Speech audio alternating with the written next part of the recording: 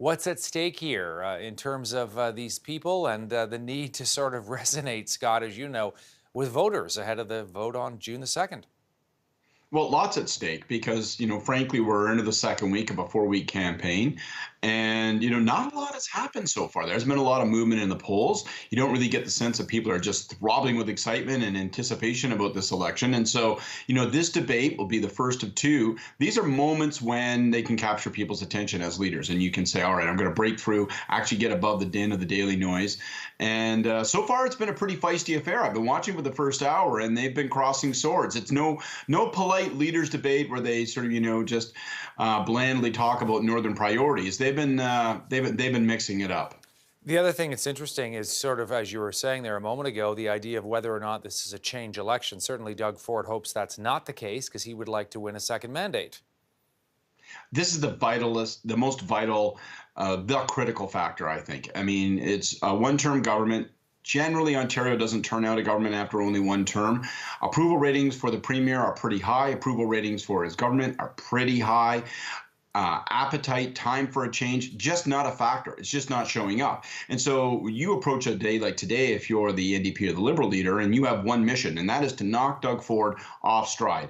Get some dirt on his cuffs and make the case for change. And it has been a pretty feisty affair. As I said, you saw Andrea Horwath go directly at Doug Ford. Also, she's having to fire at Stephen Del Duca because she's now trailing both other leaders.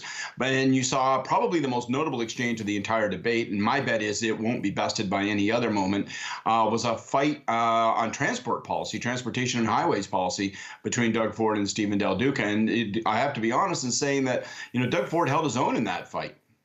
It's interesting, too, when you think about the NDP and the Liberals. Obviously they'd like to form government, but there's also this battle going on, as we call it, Scott, for second place.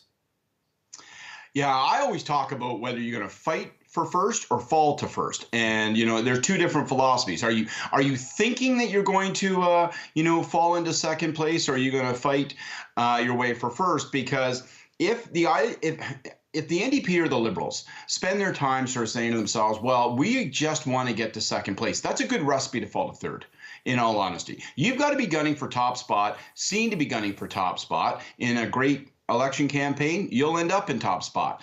But if things don't work out, then at least you're in second. And for the NDP and the Liberals, the stakes are really high. Neither one of them can afford to come third.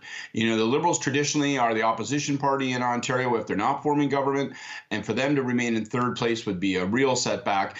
And for Andrea Horwath, having formed official opposition, she cannot let that gain be lost. And right now, it looks like she's in trouble. 23 days to go until the vote. We're looking at these pictures coming in, and we see Doug Ford speaking right now. Are you surprised at where Doug Ford finds himself in terms of, as you say, popularity, or just perhaps not a lot of anger that some had expected would be out there after 4 years of him as premier? It sounds perverse and sounds weird to say out loud, but in a very direct way, the pandemic helped Doug Ford's political fortunes very much. It put him center stage. It allowed him to focus on the public good, on pursuing issues that people saw as, having their backs. And yes, there were slip-ups, and he's going to have to be held to account during this campaign for it. But he emerged from the pandemic with a brand new branding. And that branding was Doug Ford. He's kind of well motivated, he's his heart's in the right place, all of that. And he's using that goodwill and harnessing that goodwill to focus on the future. And that's put him in a strong position. There's no question. He is commandingly in front.